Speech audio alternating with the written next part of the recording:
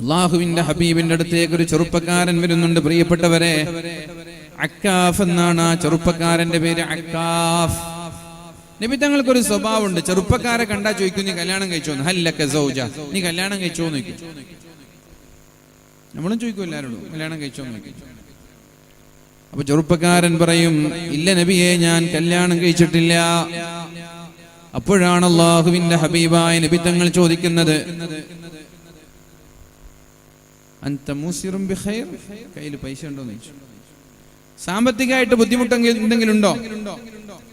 പൈസയില്ലാത്ത ബുദ്ധിമുട്ടാണോ? പെങ്ങന്മാരെ കല്യാണം കഴിപ്പിച്ചു കൊടുക്കാനുള്ള ബാധ്യതയാണോ?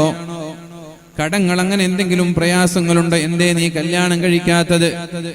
ചെറുപ്പക്കാരൻ പറഞ്ഞു, അന മൂസിറും ബിഖൈർ, നബിയേ, ഞാൻ സാമ്പത്തികമായി അഭിവൃദ്ധിയുള്ള ആളാണ്, പൈസക്ക് പ്രശ്നമൊന്നുമില്ല. അപ്പോഴാണ് അല്ലാഹുവിന്റെ ഹബീബ ചെറുപ്പക്കാരനോട് പറയുന്നത്, അൻത ഇദം മിൻ ഇഖ്വാനി ശൈത്വാൻ. പ്രായമായി 21 വയസ്സായി, കല്യാണം കഴിക്കാനുള്ള പൈസയുടെ കയ്യിൽ, എന്നിട്ടും നീ കല്യാണം കഴിക്കാതെ ബാച്ചിലറായി നടക്കുകയാണെങ്കിൽ നീ പിശാചിന്റെ കൂട്ടുകാരനാണെന്ന് മുഹമ്മദുർ റസൂലുള്ളാഹ്.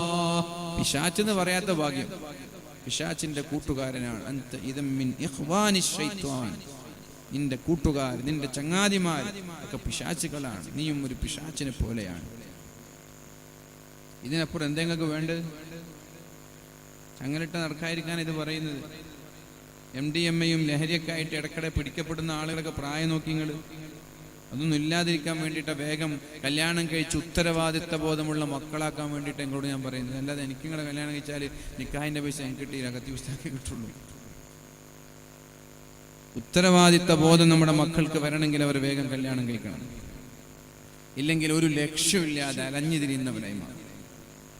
പ്രിയപ്പെട്ടവരെ, അൻത ഇദം മിൻ ഇഖ്വാനി ശൈത്വാൻ, പിശാചിന്റെ കൂട്ടുകാരനാണ് നീ എന്ന് അല്ലാഹുവിന്റെ ഹബീബായ നബി തങ്ങൾ പറഞ്ഞു. എന്നിട്ട് അക്കാഫ് എന്നവരോട് നബി തങ്ങൾ പറയുകയാണ്, ശിറാറുക്കും ഉസ്സാബുക്കും, നിങ്ങളിൽ ഏറ്റവും വലിയ തെമ്മാടികൾ കല്യാണം കഴിക്കാത്ത ബാച്ചിലേഴ്സ് ആണ്. രാത്രി ഉറങ്ങാതെ, വീട്ടിൽ പോവാതെ, വഴിയോരങ്ങളിൽ അലഞ്ഞു തിരിയുന്നവർ കല്യാണം കഴിക്കാത്ത ബാച്ചിലേഴ്സ് ആയിരിക്കും 90%. അല്ലെ? അങ്ങനല്ലേ? 90% അങ്ങനെ ആയിരിക്കും. ഒരു 10% കല്യാണം കഴിച്ചാലുണ്ടാവും. 90% കല്യാണം കഴിക്കാത്ത ബാച്ചിലേഴ്സ് ആയിരിക്കും രാത്രി ഉറങ്ങാതെ കുറുക്കന്മാരെ പോലെ ഊരിട്ടടക്കുന്നത്. അല്ലേ? നിങ്ങളുണ്ട്? നിങ്ങൾ രാത്രി ഉറങ്ങാതെ പുറത്തു വരിക്കലുണ്ടോ? നിങ്ങൾ കല്യാണം കഴിച്ചുകൊണ്ടാണ്. നിങ്ങളോട് ചോദിക്കാനും പറയാനും വീട്ടിലൊരാളുണ്ട്, ഇവരോട് ചോദിക്കാനും പറയാനും ആരുമില്ല. ശിറാറുക്കും ഉസ്സാബുക്കും, അലഞ്ഞു തിരിയുന്നവർ, ചെമ്മാടികൾ, നാട്ടിലുള്ള വികൃതി കൂട്ടങ്ങൾ, ചെമ്മാടികൾ കല്യാണം കഴിക്കാത്ത ബാച്ചിലേഴ്സ് ആയിരിക്കുമെന്ന് പരിശുദ്ധ റസൂലുള്ളാഹ്.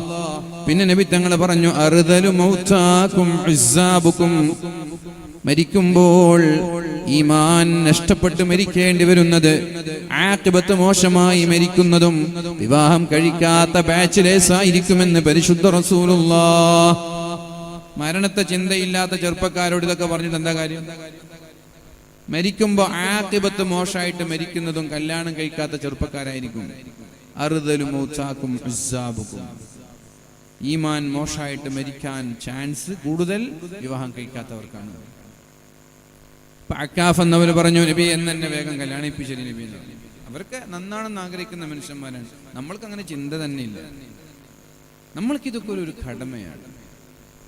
ഇതൊക്കെ ഇങ്ങനെ ഒരു റമദാൻ, നമ്മൾ റമദാൻ ചോദിക്കട്ടെ, നിങ്ങളോട് ആത്മാർത്ഥമായിട്ട് ചോദിക്കുകയാണ് നിങ്ങളോട്, റമദാൻ കഴിഞ്ഞ് പെരുന്നാൾ കഴിഞ്ഞതിന് ശേഷം ഏകദേശം ഒരു മാസമാവാനായി, എന്റെ റമദാനൊന്ന് സ്വീകരിക്കണേ എന്ന് ഒരു 10 തവണയെങ്കിലും റമദാനിന്റെ ശേഷം ദുആ ചെയ്ത ഒരാൾ ഈ സദസ്സിലുണ്ടെങ്കിൽ കൈപ്പൊക്കി, ഉണ്ടെങ്കിൽ കൈപ്പൊക്കി. റമദാൻ കഴിഞ്ഞിട്ട് ഒരു മാസമായി, ഒരു 10 തവണയെങ്കിലും പടച്ചോനെ എന്റെ റമദാനിനെ നീ സ്വീകരിക്കണേ എന്ന് ആത്മാർത്ഥമായി ദുആ ചെയ്ത ഒരു 10 വട്ടമെങ്കിലും ദുആ ചെയ്ത ആരെങ്കിലും ഇവിടെ ഉണ്ടോ? ഒറ്റയ്ക്ക് ആരെങ്കിലും ഉണ്ടോ? ഇല്ല. ഒരാൾ ഹാഫ് കൈ പൊക്കിയിട്ടുണ്ട്. അതുണ്ട്, 2-3 ആളുണ്ട്. ബാക്കിയുള്ള ആളൊക്കെ ഇങ്ങനെ പോവാണ്. ഇതൊന്നും വേണമായിട്ടൊന്നുമല്ല. ഈ റമദാനിലൊക്കെ നമ്മൾ പണിയെടുത്തത് വേണമായിട്ടാണെങ്കിൽ നമുക്ക് ദ്വാരക്കാതിരിക്കാൻ പറ്റുമോ? സ്വഹാബാക്കള് 6 മാസമാണ് അള്ളാഹുവിനോട് ദുആ ചെയ്തത്. പടച്ചോനെ ഞങ്ങളുടെ റമളാനിനെ സ്വീകരിക്കണേ എന്ന്. പെരുന്നാൾ കഴിഞ്ഞിട്ട് 6 മാസമാ ദുആ ഇരുന്നത്. 6 മാസം നിരന്തരമായിട്ട് ദുആ ഇരുന്ന റമളാൻ സ്വീകരിക്കണേ പടച്ചോനെ, റമളാൻ സ്വീകരിക്കണേ പടച്ചോനെ. എന്തിനാ അവർക്ക് അത്ര ആത്മാർത്ഥമായിട്ട് ചെയ്തതാണ്. റമളാനിനെ ആത്മാർത്ഥമായി മുതലെടുത്താണ്. സ്വീകരിച്ചില്ലെങ്കിൽ അവർക്ക് വിഷമാണ്. നമ്മളോ ഇതെങ്ങനെ ഒരു ഒഴുക്കിൽ പോവാണ്. ഇതൊക്കെ വേണമായിട്ടൊന്നുമില്ല, എല്ലാവരും ചെയ്യുമ്പോൾ ഇങ്ങനെ പോകുന്നു, അത്രേ ഉള്ളൂ. ഇത് സ്വീകരിക്കപ്പെടണം നമ്മൾക്ക് താല്പര്യമില്ല, ഇനി കൂലി കിട്ടണം നമ്മൾക്ക് ആഗ്രഹമൊന്നുമില്ല. അതൊക്കെ മാറണം, അതൊക്കെ മാറണം. ആത്മാർത്ഥമായി ദുആ ചെയ്യണം. പടച്ചോനെ എൻ്റെ റമളാൻ സ്വീകരിക്കണേ. പള്ളിയുടെ മിമ്പറിൽ വെച്ചിട്ട് റബ്ബനാ തഖബ്ബൽ മിന്നാ സ്വലാത്തനാ വസിയാമനാ എന്നൊക്കെ റമളാനിനെ ദുആ ഇരുന്നാല് നാട്ടുകാർ ചോദിക്കും, പടച്ചോൻ ഉസ്താദ് നിങ്ങൾക്ക് റമളാൻ മാറിയത് അറിഞ്ഞിട്ടില്ലേ എന്ന് ചോദിക്കും. റമളാൻ മാറിയത് അറിഞ്ഞിട്ടില്ലേന്ന് ചോദിക്കും. അങ്ങനെല്ലാം നിങ്ങൾ ആളുകളൊക്കെ ഒരുമിച്ച് കൂടുന്ന സദസ്സിൽ വെച്ച് കഴിഞ്ഞു പോയ റമളാൻ സ്വീകരിക്കാൻ വേണ്ടി പടച്ചോനോട് ദ്വാരക്കാണ്. 6 മാസം സ്വഹാബാക്കൾ ദ്വാരന്നിട്ടുണ്ട്. ഈമാൻ സലാമത്തായി മരിക്കണമെന്ന് ആഗ്രഹിക്കുന്ന ചെറുപ്പക്കാരെ, അതാണ് ഇതൊന്നും ആഗ്രഹമില്ല, പിന്നെ ഈ വേളൊക്കെ എങ്ങനെ ഉപകരിക്കും? അതാ ഞാൻ പലപ്പോഴും ചിന്തിക്കുന്നത് ഇതാണ്. എല്ലാരെ കുറിച്ച് ഞാൻ അങ്ങനെയൊന്നും പറയില്ല.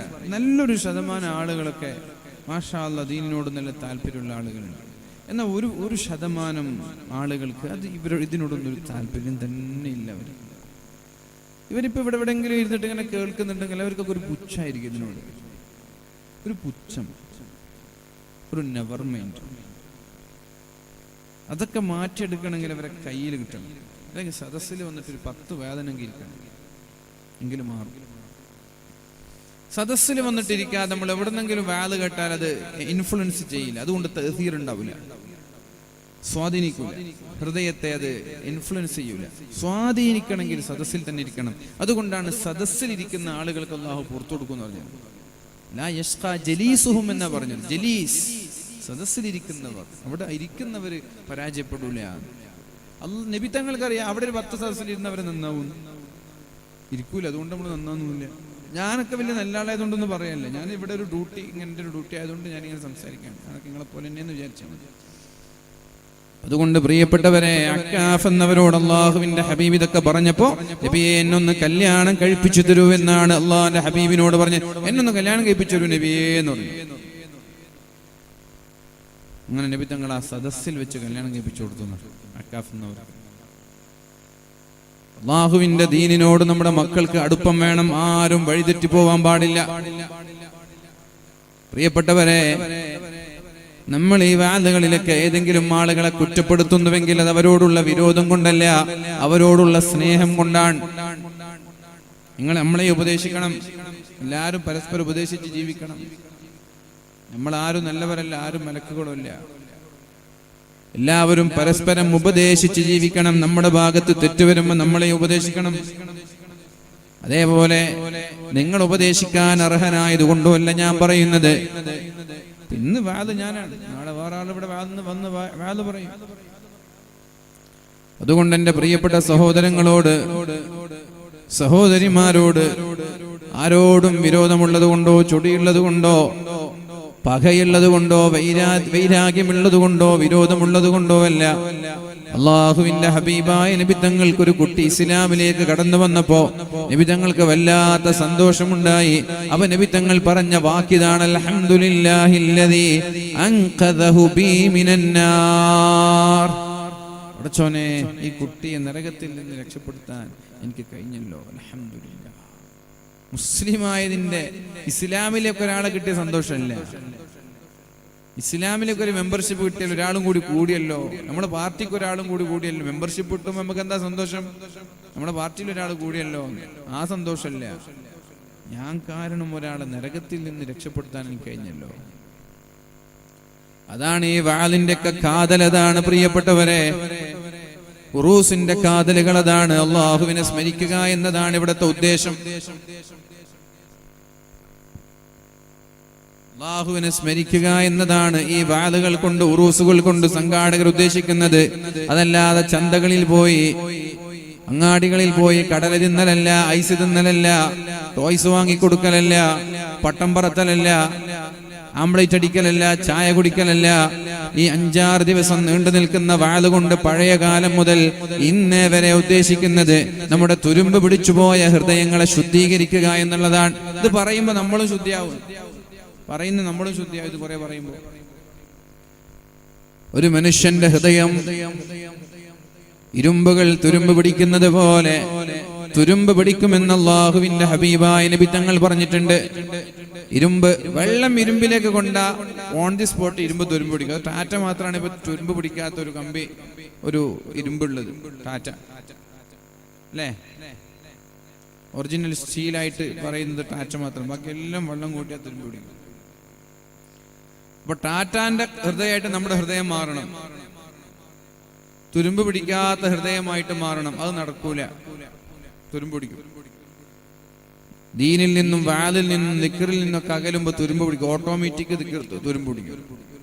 ആ തുരുമ്പ് പിടിച്ച ഹൃദയങ്ങളെ എങ്ങനെയാണ് ശുദ്ധീകരിക്കുക എന്ന് ചോദിച്ചാൽ ദിക്റുല്ലാഹ്, അല്ലാഹുവിനെ സ്മരിക്കൽ തന്നെയാണ്. ഇതുപോലെയുള്ള വാലിന്റെ സദസ്സ് തന്നെയാണ്, ഇൽമിന്റെ മജ്ലിസ് തന്നെയാണ് തുരുമ്പ് പിടിച്ച ഹൃദയങ്ങളെ ശുദ്ധീകരിക്കാനുള്ള വഴി. ഖുർആനാണ്. ഈ വാദിന്റെ സദസ്സുകളിൽ പാരായണം ചെയ്യപ്പെടുന്നത് പരിശുദ്ധമായ ഖുർആനാണ്. ഖുർആൻ പാരായണം ഒരു മനുഷ്യന്റെ തുരുമ്പ് പിടിച്ച ഹൃദയങ്ങളെ ശുദ്ധീകരിക്കുമെന്നാണ്. അതുകൊണ്ട് വസാരിഉ ഇലാ മഗ്ഫിറത്തിൻ മിർ റബ്ബിക്കും വജന്നഹ്, അല്ലാഹുവിൽ നിന്നുള്ള മഗ്ഫിറത്ത് ലഭിക്കാൻ നമ്മൾ എല്ലാവരും പണിയെടുക്കുക എന്നർത്ഥം. ദുആ കൂടി ചെയ്ത് പെട്ടെന്ന് വരും ഇൻഷാ അല്ലാഹ്. വസാരിഉ ഇലാ മഗ്ഫിറത്തിൻ മിർ റബ്ബിക്കും, അല്ലാഹുവിൽ നിന്നുള്ള മഗ്ഫിറത്ത് കിട്ടാൻ നമ്മൾ എല്ലാവരും നന്നായി പണിയെടുക്കണം, ഒരുങ്ങി പണിയെടുക്കണം, ഉളരണം. പാപമോചനം ലഭിക്കാനുള്ള തെറ്റുകളൊക്കെ പൊറുക്കപ്പെടാൻ ഒരുപാട് വഴികൾ അല്ലാഹുവിന്റെ ഹബീബായ റസൂലുള്ളാഹി സ്വല്ലല്ലാഹു അലൈഹി വസല്ലം പറയുന്നുണ്ട്. യാ ഇബാദി, എൻ്റെ അടിമകളെ, ഇന്നകും തുഖ്തിഊന ബില്ലൈലി വന്നഹാർ, രാത്രിയിലും പകലിലും നിങ്ങൾ തെറ്റു ചെയ്താൽ വഅന അഗ്ഫിറുദ് ദുനൂബ ജമീഅ, നിങ്ങൾക്ക് ഞാൻ പുറത്തു തരാൻ, നിങ്ങൾ എന്നോട് പൊറുക്കലിനെ തേടിയാൽ മതി. നമ്മൾ രാവിലെയും രാത്രിയും തെറ്റ് ചെയ്യുന്നു അല്ലാഹുക്കറിയാം, നമുക്കും അറിയാം. പക്ഷേ തെറ്റ് ചെയ്യുന്ന സമയങ്ങളിൽ രാവിലെയായാലും രാത്രിയായാലും അല്ലാഹുവിനോട് നന്നായി ദുആ ചെയ്യുക, പൊറുക്കലിനെ തേടുക. പള്ളിയിലേക്ക് നടന്നു വരുന്നത് ഒരുപാട് പാപങ്ങൾ പൊറുക്കപ്പെടാൻ കാരണമാകുമെന്ന് അല്ലാഹുവിന്റെ ഹബീബായ റസൂലുള്ളാഹി സ്വല്ലല്ലാഹു അലൈഹി വസല്ലം പറയുന്നുണ്ട്. അപ്പൊ വളരെ ചെറുപ്പത്തിൽ തന്നെ തെറ്റുകൾ വരുമ്പോ അതിനെ മായ്ച്ച് മുന്നോട്ട് പോവുക. 60 വയസ്സാവനൊന്നും കാത്തിക്കണ്ട. ഇപ്പൊ മരിക്കുന്നതിന് പ്രത്യേകിച്ചിട്ട് സമയവും പ്രായമൊന്നുമില്ല. വളരെ ചെറുപ്പത്തിൽ തന്നെ ആളുകൾ മരിച്ചു പോവാണ്, പ്രായാവേണ്ട ആവശ്യമൊന്നുമില്ല. പെട്ടെന്ന് മരിക്കുന്ന എത്ര സംഭവങ്ങൾ നിങ്ങളുടെ നാട്ടിൽ തന്നെ ഉണ്ടാവും. പനി വന്ന് മരിച്ചു, കുഴഞ്ഞു വീണ് മരിച്ചു, മഞ്ഞപ്പിത്തം വന്ന് മരിച്ചു, ആക്സിഡന്റ് പറ്റി മരിച്ചു. ഇന്നലെ റിഫാൻ എന്ന് പറയുന്ന ഒരു കുട്ടി, 10ാം ക്ലാസ്സിൽ പഠിക്കുന്ന ഒരു കുട്ടി, വീട്ടിൽ നിന്ന് ഇറങ്ങിയത്. വീട്ടിൽ നിന്ന് സ്കൂട്ടറിൽ ഇങ്ങനെ കയറുമ്പോഴേക്കും ഒരു സ്ത്രീ ഓടിച്ചു വന്ന വണ്ടി ഇടിച്ചു. എത്രയോ ദിവസങ്ങളിൽ 10-11 ദിവസം മംഗലാപുരം വെന്റിലേറ്ററിലായിരുന്നു. ഇന്നലെ മരിച്ചു. അല്ലാഹു ആ കുടുംബത്തിന് സമാധാനം കൊടുക്കട്ടെ. എന്താ മുഅ്മിനീങ്ങളെ, എങ്ങനെ നമ്മളും മരിച്ചൂടെ? ആഘോഷിക്കാൻ വേണ്ടി ബോട്ടിൽ കയറിയവരല്ലേ 22 ആളുകൾ മരിച്ചുപോയത്. എന്റർടൈൻമെന്റ് അനുവദനീയമാണ്. ഇസ്ലാം നിങ്ങളെ വീടിനുള്ളിൽ ഇങ്ങനെ പിടിച്ചിങ്ങനെ ചുരുട്ടിയിടാൻ പറഞ്ഞിട്ടൊന്നുമില്ല. നിങ്ങൾ എന്റർടൈൻമെന്റ് ചെയ്യണം, ആഘോഷിക്കണം, സന്തോഷം വേണം, ആസ്വാദനം വേണം, ഒക്കെ വേണം. പക്ഷെ അതിനിടയിൽ പെട്ടെന്നൊരു അപകടം വന്നു. പ്രിയപ്പെട്ടവരെ, മരിച്ചുപോയി. നമ്മളും അതേപോലെ മരിച്ചുപോയിക്കൂടെ? നമ്മളും ഇതേപോലെ മരിച്ചുപോയിക്കൂടെ? നമ്മുടെ നാട്ടിൽ അപകടം വരുമ്പോഴാണ് ഉദ്യോഗസ്ഥന്മാരൊക്കെ ഉറക്കത്തിൽ നിന്നുണരുക. എനിക്ക് ഏറ്റവും വലിയൊരു തമാശയായിട്ട് തോന്നുന്നത്, രാത്രി ടൂറിസ്റ്റ് ബസ് ഒരു അപകടം സംഭവിച്ചിട്ട് കുറച്ച് ആളുകൾ മരിച്ചുപോയിരുന്നു. അപ്പൊ ഗവൺമെന്റിന്റെ പുതിയൊരു ഓർഡർ വന്നു, ബസ്സിന്റെ കളറ് കാരണത്താലാണ് ആക്സിഡന്റ് സംഭവിച്ചത്, അതുകൊണ്ട് ഇനി മുതൽ എല്ലാ ടൂറിസ്റ്റ് ബസ്സും വൈറ്റ് കളറാക്കണം. ഞാൻ അത്ഭുതപ്പെട്ടു പോയി. ഒരു മനുഷ്യൻ ഈ വിഷയത്തിൽ പ്രതികരിച്ചില്ലല്ലോ. പിറ്റേ ദിവസം എല്ലാവരും വൈറ്റ് കളറാക്കി. ഇവിടെ KSRTC ഓടുന്നില്ല, അത് വൈറ്റ് കളറാണ്. നാട് നീളം കാറുകൾ ഓടുന്നില്ല, അതൊക്കെ വൈറ്റ് കളറാണ്. കളറാണ് സത്യത്തിൽ ടൂറിസ്റ്റ് ബസ് ആക്സിഡന്റ് പെടാൻ കാരണം. ഇത് പറയുമ്പോൾ ഇത് പ്രതിഷേധിക്കാനും ഇതിനെ ചോദ്യം ചെയ്യാനൊന്നും ആരുമില്ല. മനുഷ്യന്മാരൊക്കെ ബുദ്ധികളായി മാറിപ്പോയിട്ടുണ്ട്. ബസ്സാർക്ക് ജീവിക്കണം, ബസ്സാർക്ക് ഇങ്ങനെ ബസ്സിറക്കാതെ പുറത്തിറക്കാതെ വീട്ടിൽ വെച്ച് അവർക്ക് ജീവിക്കണ്ട. അവർ കയ്യിലുള്ള വൈറ്റ് പെയിന്റ് കൊണ്ടൊന്ന് അവൻ തന്നെ വൈറ്റ് വാഷ് ചെയ്തിട്ട് അവർ വണ്ടി റോഡിലിറങ്ങി. പ്രതിഷേധിക്കാൻ ആളില്ല, ചോദ്യം ചെയ്യാൻ ആളില്ല. എന്തൊരു വിഡ്ഢിത്തരാണത്. വൈറ്റ് കളർ ബ്ലാക്ക് കളർ ആയതുകൊണ്ടാണ് ബസ് അപകടം നടന്നത്.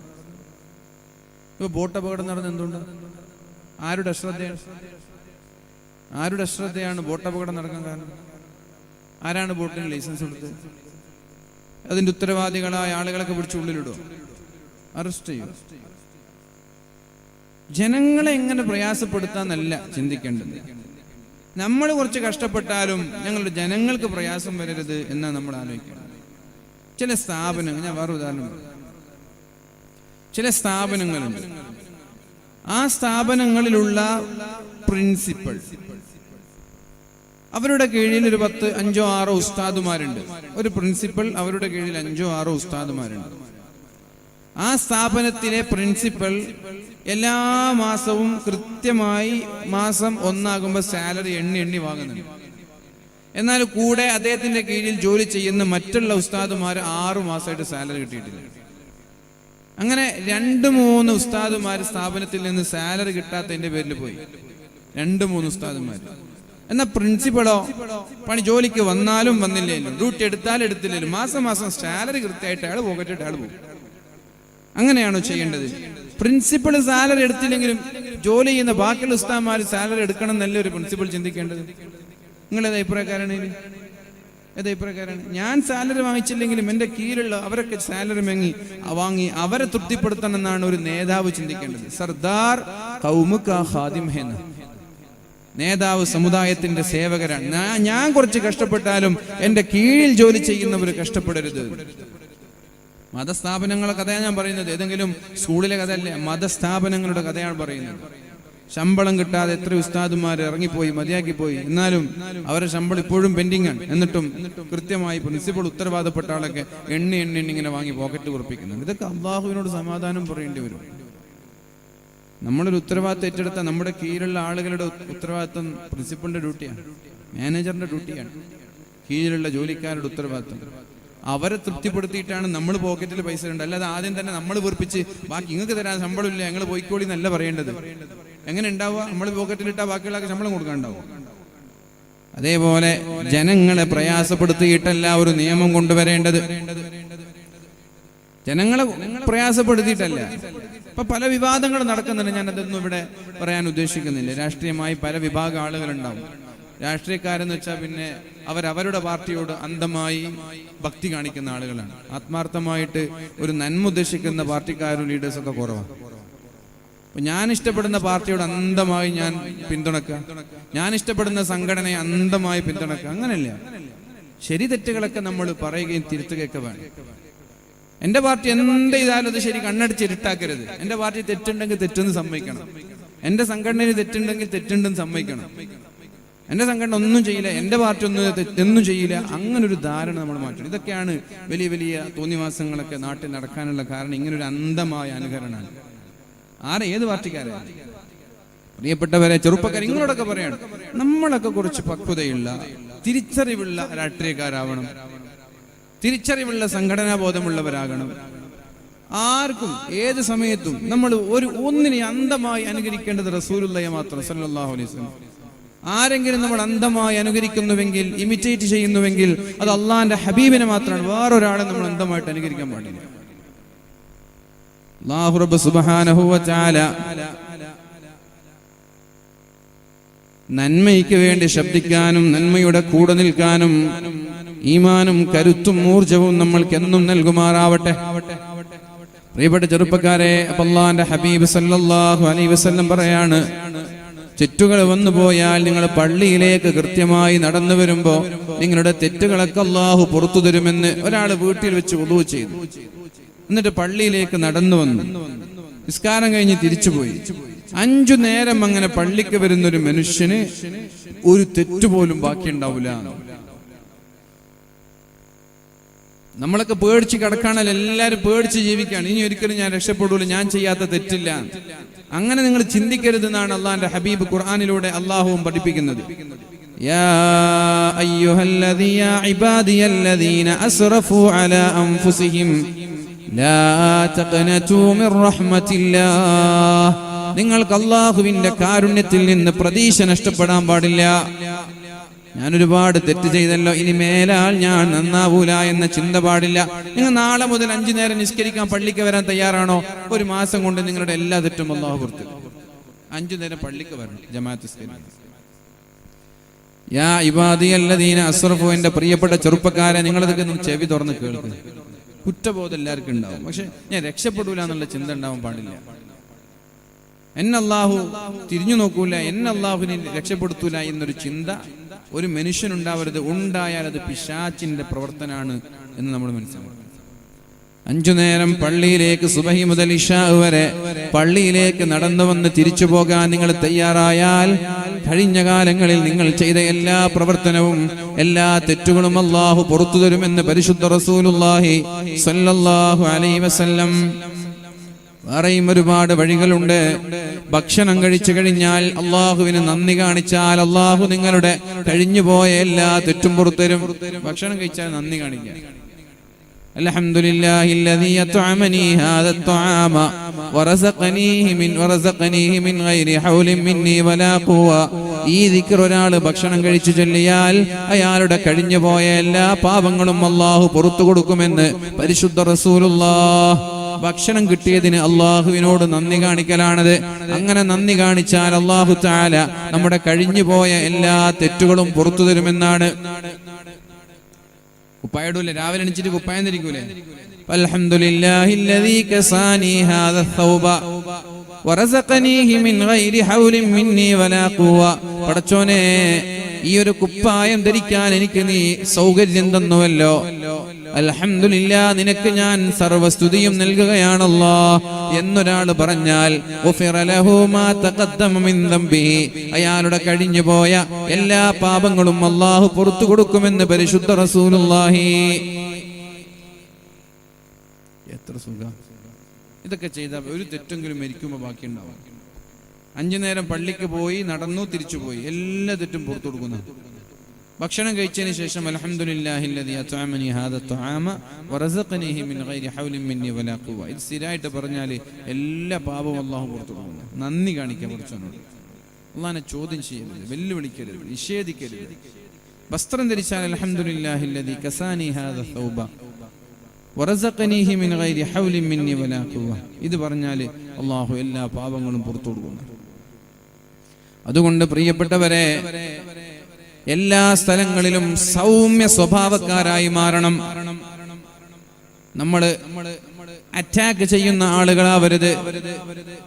കോപം കൊണ്ടും ദേഷ്യം കൊണ്ടും എടുത്തു ചാടുന്ന സ്വഭാവക്കാരായി മാറരുത്. ചെറുപ്പക്കാരോട് പറയാണ്, ഒരു ആക്സിഡന്റ് തട്ടിയാല് നിങ്ങൾ മസിലും പിടിച്ചിങ്ങനെ കൈയൊക്കെ ചുരുട്ടി മുട്ടിയാളോട് തട്ടിയാലോട് സംസാരിക്കാനോ ദേഷ്യപ്പെടാനോ വരരുത്. ആരും മനഃപൂർവ്വം ഒരു വണ്ടി ഇടിക്കൂല. അത് മനസ്സിലാക്കാനുള്ള പക്വത കാണിക്കുക.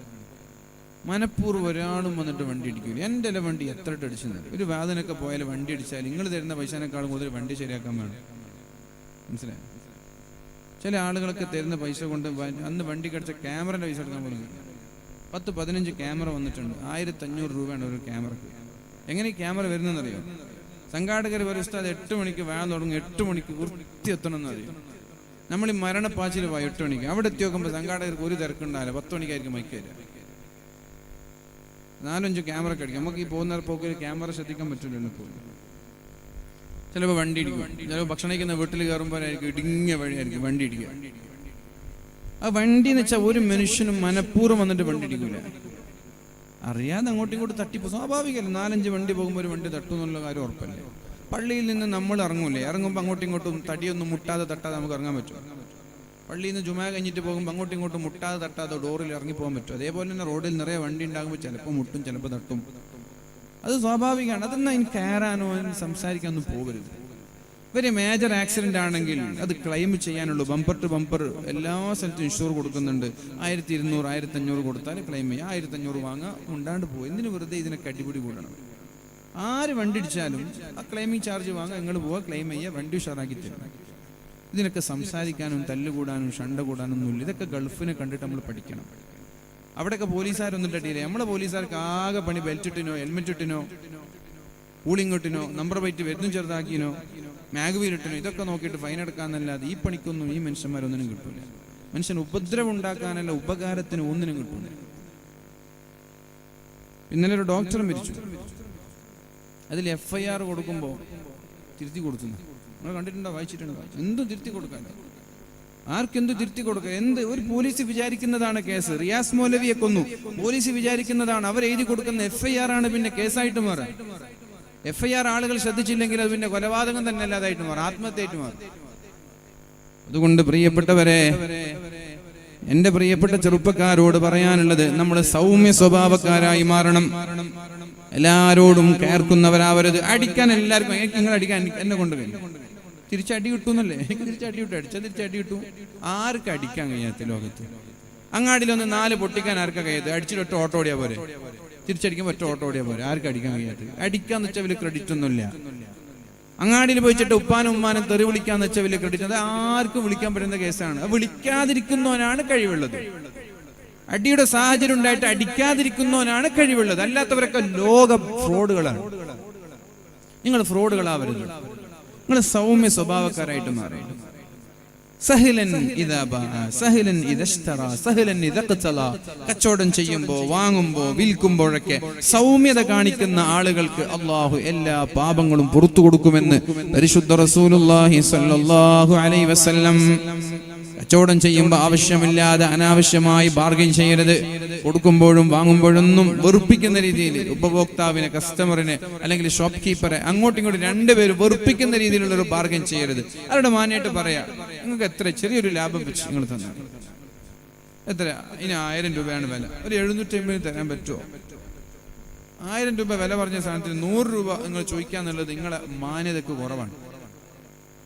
അപ്പൊ അതുകൊണ്ടൊരു മാന്യമായ വില വെച്ച് നിങ്ങൾ എന്ത് ചെയ്യുക, അവരോട് ഇടപാട് നടത്തുക. സഹലൻ, എളുപ്പമാവണം, സുതാര്യത കാണിക്കണം, സൗമ്യത വേണം. എല്ലാറ്റിലും, കച്ചവടത്തിൽ വേണം, ബിസിനസ്സിൽ വേണം, ഡ്രൈവിംഗിൽ വേണം. ആളുകളെ പേടിപ്പിച്ച് ഡ്രൈവ് ചെയ്യാൻ പാടില്ല. ആളുകളെ വെറുപ്പിക്കുന്ന രീതിയിൽ ഡ്രൈവ് ചെയ്യാൻ പാടില്ല. യാത്ര ചെയ്യുമ്പോൾ പ്രിയപ്പെട്ടവരെ, മറ്റൊരു വണ്ടിയുടെ പിന്നാലെ നമ്മൾ യാത്ര ചെയ്യുമ്പോൾ ബാക്കിലുള്ള വണ്ടി ഒരു കാരണവശാലും ബ്രൈറ്റ് ലൈറ്റ് ഇട്ടിട്ട് ഡ്രൈവ് ചെയ്യാൻ പാടില്ല. അത് അയാളെ ദ്രോഹിക്കലാണ്. ഇതൊക്കെ എപ്പോഴാണ് നമ്മളിതൊക്കെ പഠിക്കുക? ഒരു ഡ്രൈവിംഗ് ക്ലാസ്സിന് പോയിട്ട് ഏതെങ്കിലും ഒരു ഉദ്യോഗസ്ഥൻ ഇത് പഠിപ്പിച്ചു തന്നിട്ടുണ്ടോ? മുമ്പിലൊരു വണ്ടി ഉണ്ടാകുമ്പോൾ ബാക്കിൽ പോയിട്ട് നിങ്ങൾ ബ്രൈറ്റ് ലൈറ്റ് ഇട്ട് കൊടുക്കരുത്. കൾച്ചർ, ഇതൊക്കെ കൾച്ചറായിട്ട് വരണം നമ്മുടെ. ഇന്നലെ ഞാൻ രാത്രി വരുമ്പോൾ ഒരു ചങ്ങായി ബാക്കിൽ ഇങ്ങനെ ലൈറ്റ് ഇട്ടിരുന്നു. അന്ന് ഡിം ചെയ്തൂടെ? ഞാൻ മുമ്പിലുണ്ടാകുമ്പോൾ എൻ്റെ ബാക്കിലുള്ള വണ്ടി ഡിം ചെയ്തില്ലെങ്കിൽ പ്രശ്നം. 3 മിറർ ഉണ്ട്. 3 മിററിലൂടെ കണ്ണിലേക്ക് ലൈറ്റ് അടിക്കും. ഈ മിറർ ഇങ്ങോട്ട് വരും, ആ മിറർ ഇങ്ങോട്ട് വരും, സെൻട്രൽ മിററിനും എൻ്റെ കണ്ണിലേക്ക് വരും. പിന്നെ എനിക്ക് ഡ്രൈവ് ചെയ്യാൻ പറ്റില്ല. ഇനി മുമ്പിൽ ഇടുങ്ങിയൊരു സ്ഥലമാണ്. അപ്പൊ രണ്ടുപേർക്ക് എന്താ കാണുന്നത്? അഡ്ജസ്റ്റ് ചെയ്ത് കുറച്ച് സ്ലോ പോകണം. സ്ലോ പോകുന്ന സമയത്ത് മുമ്പിലുള്ള ആള് വലിയൊരു ലൈറ്റും വെച്ചിട്ട് ഇങ്ങനെ കണ്ണിലേക്ക് ബ്രൈറ്റ് ലൈറ്റ് ഇട്ട് കൊടുത്ത് ഇയാൾ അങ്ങനെ സൈഡാക്കി. ഇയാൾക്ക് എന്തെങ്കിലും കാണണ്ടേ? ഇതൊക്കെ എപ്പോഴാണ് നമ്മൾക്കൊക്കെ ഡ്രൈവിംഗിൽ തിരിച്ചറിയാം. സ്വർഗം എന്ന് പറഞ്ഞാൽ നിസ്കരിക്കുന്ന ആൾക്ക് മാത്രം ഉള്ളതല്ല. ഈ ഡ്രൈവ് ചെയ്യുന്ന ആൾക്ക് ഒന്ന് സ്വർഗം കൊടുക്കും. മാന്യത കാണിക്കണം ഡ്രൈവിംഗിൽ. തസ്ബീഹ് മാല പിടിക്കുന്ന ആൾക്ക് മാത്രമല്ല സ്വർഗം ഉള്ളത്, സ്റ്റാരിംഗ് പിടിക്കുന്ന ആൾക്കും സ്വർഗമുണ്ട്. സ്റ്റാരിംഗിൽ സഹിലൻ, നിങ്ങൾ നല്ല സുതാര്യത കാണിക്കുന്നവരാകണം. ഡ്രൈവിങ്ങിന് ഒരു കൾച്ചർ ഉണ്ട്. ആ കൾച്ചർ പാലിക്കുന്നവരാവണം നിങ്ങൾ. മാന്യത കാണിക്കണം. ഇതൊക്കെ ദീനാണ്. ഈ ദീൻ എപ്പോഴാണ് നമ്മൾ തിരിച്ചറിയാൻ? എപ്പോഴാണ് പ്രിയപ്പെട്ടവരെ ഈ ദീനിനെ നമ്മൾ തിരിച്ചറിയാ? അവസാനമായി 2 കാര്യങ്ങൾ പറഞ്ഞ് ഞാൻ എൻ്റെ വാക്കുകൾ ഉപസംഹരിക്കട്ടെ. 2 ഹദീസുകൾ പറഞ്ഞ് അല്ലാഹുവിന്റെ ഹബീബായ നബി തങ്ങൾ പറഞ്ഞു, ഒരാൾ ലാ ഇലാഹ ഇല്ലല്ലാഹ് വല്ലാഹു അക്ബർ വലാ ഹൗല വലാ ഖുവത ഇല്ലാ ബില്ലാഹ് എന്നൊരാൾ പറഞ്ഞാൽ അയാളുടെ എല്ലാ പാപങ്ങളും അല്ലാഹു പുറത്തു കൊടുക്കും. അത് മിസ്ല സബദിൽ ബഹരി, കടലിലെ തിരമാലയെക്കാളും വലിയ തെറ്റാണെങ്കിലും അല്ലാഹു പുറത്തു കൊടുക്കുമെന്ന് പരിശുദ്ധ റസൂലുള്ളാഹി. ലാ ഇലാഹ ഇല്ലല്ലാഹു വല്ലാഹു അക്ബർ, ലാ ഇലാഹ ഇല്ലല്ലാഹു വല്ലാഹു അക്ബർ. ഒരാൾ അല്ലാഹുവിന്റെ ഹബീബ് സല്ലല്ലാഹു അലൈഹി വസല്ലം പറഞ്ഞത് വലാ ഹൗല വലാ ഖുവത ഇല്ലാ ബില്ലാഹ്, ലാ ഇലാഹ ഇല്ലല്ലാഹു വല്ലാഹു അക്ബർ വലാ ഹൗല വലാ ഖുവത ഇല്ലാ ബില്ലാഹ്. ഇത് പറയുന്ന ഒരാൾ, ഇത് നിരന്തരമായി ആവർത്തിച്ച് പറയുന്ന ആളുകളുടെ സർവ്വ പാപങ്ങളും, അത് കടലിലുള്ള തിരമാല വരെ തെറ്റ് ചെയ്താലും, കടലിലുള്ള തിരമാല പോലെ ഒരു സെക്കൻഡ് പോലും നിർത്താതെ തെറ്റ് ചെയ്താലും, ഇത് നിരന്തരമായി ആവർത്തിച്ച് പറയുന്ന ആളുകൾക്ക് അല്ലാഹു പുറത്തു കൊടുക്കുമെന്ന് പരിശുദ്ധ റസൂലുള്ളാഹ്. അവസാനമായ ഒരു ഹദീസ്, സ്വർഗാവകാശികളുടെ ആരാണ് സ്വർഗാവകാശികൾ എന്ന് നബി തങ്ങളോട് ചോദിച്ചു. ആരാണ് സ്വർഗക്കാരൻ? നബി തങ്ങൾ പറഞ്ഞ മറുപടി, ചെറുപ്പക്കാർക്ക് ഇവിടെ ഇല്ലേ? നബി തങ്ങൾ പറഞ്ഞ മറുപടി, മൻ അഹ്ലുൽ ജന്ന, ആരാണ് സ്വർഗക്കാരൻ എന്ന് ചോദിച്ചപ്പോ അല്ലാഹുവിന്റെ ഹബീബായ നബി തങ്ങൾ പറഞ്ഞത്, കുല്ലു ഹയ്യിനിൻ ലയ്യിനിൻ ഖരീബിൻ സഹ്ലിൻ. എന്താ? 4 കാര്യങ്ങളാണ് നബി തങ്ങൾ പറഞ്ഞത്. കുല്ലു ഹയ്യിനിൻ ലയ്യിനിൻ ഖരീബിൻ സഹ്ലിൻ.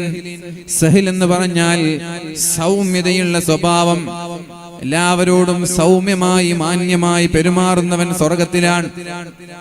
ഖരീബിൻ എന്ന് പറഞ്ഞാൽ ജനങ്ങളുടെ കൂടെ ജീവിക്കുന്നവർ, ജനങ്ങളിൽ നിന്ന് അകന്ന് ജീവിക്കുന്നവരല്ല. ജനങ്ങളുടെ കൂടെ നിന്നിട്ട് ജനങ്ങളോട് തമാശയൊക്കെ പറഞ്ഞ് ജനങ്ങളുടെ കാര്യങ്ങളൊക്കെ ചെയ്തു കൊടുക്കുന്ന, ജനങ്ങൾക്ക് പ്രയാസം വരുമ്പോൾ സഹായിക്കുന്ന, ജനങ്ങളുടെ കടം വീട്ടാൻ സഹായിക്കുന്ന, ബുദ്ധിമുട്ടുകളിൽ സഹകരിക്കുന്ന, ജനങ്ങളുടെ നന്മയ്ക്ക് വേണ്ടി, ജനങ്ങളുടെ നാനോന്മുഖ പുരോഗതിക്ക് വേണ്ടി പ്രവർത്തിക്കുന്ന, അഥവാ നല്ലൊരു സാമൂഹിക സേവകന് അല്ലാഹു സ്വർഗം നൽകുമെന്ന് പരിശുദ്ധ റസൂലുള്ളാഹ്. അതേസമയം വേറൊരാൾ സാമൂഹിക സേവനത്തിൽ ഒന്നും ഇറങ്ങാതെ കാട്ടിൽ പോയിട്ട് ഇബാദത്ത് എടുക്കുന്നുണ്ടാവും, അയാൾക്കല്ല. ഖരീബിൻ, ജനങ്ങളുടെ ഇടയിൽ ഇറങ്ങി ജനങ്ങളുടെ നന്മയ്ക്ക് വേണ്ടി പ്രവർത്തിക്കുന്നവന് സ്വർഗമുണ്ട്. കുല്ലു ഹയ്യിനിൻ ലയ്യിനിൻ, സൗമ്യമായി ജനങ്ങളോട് പെരുമാറുന്ന, വളരെ എളുപ്പത്തിൽ ജനങ്ങളോട് പെരുമാറുന്ന ആളുകൾ. ലയ്യിനിൻ ഫീ അഖ്വാലി, സംസാരിക്കുമ്പോൾ ഫ്രോഡായ അഹങ്കാരത്തിന്റെ സംസാരമില്ല, മാന്യമായ സംസാരങ്ങളാണ്. ഇടപാടുകളിലൊക്കെ നല്ല സൗമ്യത കാണിക്കുന്നവർ, ക്ഷമ കാണിക്കുന്നവർ, സഹനം കാണിക്കുന്നവർ, ഈ ആളുകൾക്കാണ് അല്ലാഹു സ്വർഗം തരാൻ. ഹയ്യിൻ ഹലീമിൻ ഫീ തസറുഫാത്തി, എല്ലാ ക്രയവിക്രയങ്ങളിലും ഇടപാടുകളിലൊക്കെ നല്ലൊരു സഹനശീലമുള്ള ആളുകൾ. ലയ്യിൻ, സംസാരം സൗമ്യമായിട്ട് ആളുകളെ വെറുപ്പിക്കാതെ സംസാരിക്കുന്നവർ. ഖരീബിൻ, ജനങ്ങളോട് ഇടപഴകി ജീവിക്കുന്നവർ. സഹ്ലിൻ, ആർക്ക് എളുപ്പത്തിൽ ഇയാളോട് പെരുമാറാൻ പറ്റുന്ന അത്ര നല്ല സ്വഭാവക്കാരൻ. ഈ ആളുകൾക്കാണ് അല്ലാഹു സ്വർഗം നൽകുക. ഞാൻ ഇന്ന് പറഞ്ഞ വിഷയം, ചെറുപ്പക്കാരെ ദീനിനോട് അടുപ്പിക്കണമെങ്കിൽ വേഗം കല്യാണം കഴിപ്പിച്ചു കൊടുക്കണം എന്നുള്ളതാണ്. കല്യാണമാണ് ഒരാൾ നന്നാവാനുള്ള സൊല്യൂഷൻ, പരിഹാരം. ഒരാളെ ദീനിലേക്ക് അടുപ്പിക്കാനുള്ള മെത്തേഡ് അയാൾ പെട്ടെന്ന് കല്യാണം കഴിപ്പിച്ചു കൊടുക്കുക എന്നുള്ളതാണ്. കല്യാണത്തിന്റെ പ്രായം 18ഉം 21ഉം ആണ്. പക്ഷെ കല്യാണത്തിന്റെ പേരിൽ മക്കളുടെ പഠനം ഒരു കാരണവശാലും മുടങ്ങാൻ പാടില്ല. വിവാഹം, നിക്കാഹ് ചെയ്തു കൊടുത്ത് 2 പേര്, ആണിനെയും പെണ്ണിനെയും പഠിക്കാൻ വിട, സ്വതന്ത്രമായി പഠിച്ചതിന് ശേഷം അവരുടെ വിവാഹം നടത്താം. പിന്നെ ദാമ്പത്യ ജീവിതം കുട്ടികളൊക്കെ ആയിട്ട് ഇങ്ങനെ ജീവിക്കും. ഏതൊരു സമയത്ത് ഉപ്പ മരിച്ചാലും ഭർത്താവ് മരിച്ചാലും നമ്മുടെ പെൺമക്കളാണെങ്കിൽ വരെ മറ്റുള്ളവരെ ആശ്രയിച്ച് ജീവിക്കേണ്ട ഒരവസ്ഥ നമ്മുടെ മക്കൾക്ക് വരരുത്. യാചിക്കേണ്ട ഒരവസ്ഥ നമ്മുടെ മക്കൾക്ക് വരരുത്. ചാരിറ്റിക്കാരൊക്കെ വന്നിട്ട് കിറ്റ് കൊടുക്കുന്ന ഒരു സാഹചര്യം നമ്മുടെ മക്കൾക്ക് വരരുത്. അത് വരാതിരിക്കാൻ നമ്മുടെ മക്കളെ പഠിപ്പിക്കുക. പഠിപ്പിച്ചു കഴിഞ്ഞാൽ ഭർത്താവ് മരിച്ചാലും മക്കൾ മരിച്ചാലും ഉപ്പ മരിച്ചാലും ആ പെണ്ണിന് പണിയെടുത്ത് ജീവിക്കാൻ കഴിയും, അധ്വാനിച്ച് ജീവിക്കാൻ. ആണിന് അതുപോലെ അപകടം സംഭവിച്ചാലോ ഭാര്യയുണ്ട് സഹായിക്കാൻ, ഭാര്യയ്ക്ക് അപകടം സംഭവിച്ചാലോ ഭർത്താവുണ്ട് സഹായിക്കാൻ.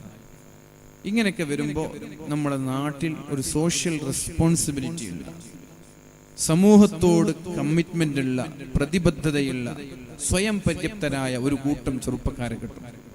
ഒരു പിരിവ് വരുമ്പോൾ കുറച്ചാളുകളെ മാത്രം ആശ്രയിക്കുന്നതിന് പകരം എല്ലാവരും കൂടി സഹകരിക്കാൻ പറ്റും. എല്ലാവരുടെ കയ്യിൽ പൈസ ഉണ്ടെങ്കിൽ എല്ലാവർക്കും സഹകരിക്കാൻ.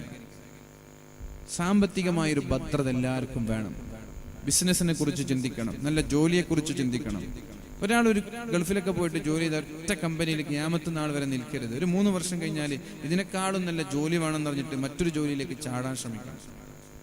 ചെറുപ്പക്കാരോടൊക്കെ പറയണം, നിങ്ങളൊരു ജോലിയിൽ നിന്നാൽ ഇതന്നെ എനിക്ക് വേറെ ഓപ്ഷൻ ഇല്ല എന്ന് പറഞ്ഞ് നിൽക്കരുത്. അതൊക്കെ തോന്നുന്നത് വിദ്യാഭ്യാസം ഇല്ലാതിരിക്കുമ്പോഴാണ്. വിവരമുള്ള ആളുകളാണ് 2-3 വർഷം എക്സ്പീരിയൻസ് ആയാൽ അടുത്ത ഇതിനേക്കാളും 3000 ദിർഹംസ് ആണ് സാലറി എങ്കിൽ 5000 ദിർഹംസ് ഉള്ള സാലറിയിലേക്ക് ചാടണം. 5000 ദിർഹംസിൽ 2 വർഷം എന്നാൽ പിന്നെ 8000 ദിർഹംസിലേക്ക് ചാടണം. അങ്ങനെ ഒരു 10-40 വയസ്സാകുമ്പോൾ 25,000-20,000 സാലറി കിട്ടണം, പിന്നെ ബിസിനസ്സിനെ കുറിച്ച് ചിന്തിക്കണം. അങ്ങനെ എപ്പോഴും സാമ്പത്തികമായ ഒരു സ്റ്റെബിലിറ്റി, ഒരു ഭദ്രത നമ്മുടെ സമൂഹത്തിനും നാട്ടിനും കുടുംബക്കാർക്കൊക്കെ ഉണ്ടാകണം. അങ്ങനെ ഉണ്ടായാലോ? ഉണ്ടായാൽ നല്ലതല്ലേ? മക്കളെ പഠിപ്പിക്കാലോ, ദീനി സ്ഥാപനങ്ങളൊക്കെ വളർത്താലോ, പള്ളിയിലുള്ള ആളുകളെ സഹായിക്കാലോ, എത്ര എഡ്യൂക്കേഷണൽ ഇൻസ്റ്റിറ്റ്യൂഷൻ കൊണ്ടുവരാൻ പറ്റുമോ? ഇൻഷാ അല്ലാഹ് ഞാൻ നിർത്താണ്.